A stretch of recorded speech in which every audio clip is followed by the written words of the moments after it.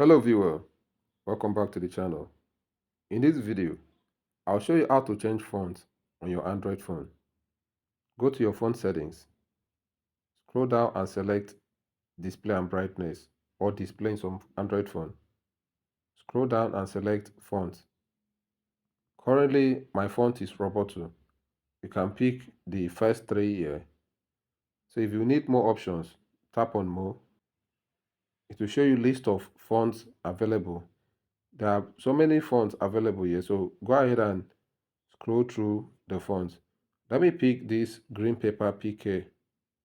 Tap on apply. And you need to be connected to the internet for the font to be able to download and be applied on your phone. The font has been applied on our phone. Let's go back. Now here's the font here on my phone. Let me go to the settings page so I can see it clearly. So here's the font right here. The one we just applied on our phone. So that's how to easily change fonts or font family on your Android phone. If this video helped you, do well to support the video with a like and also subscribe to the channel so you'll be notified whenever I drop a new video like this.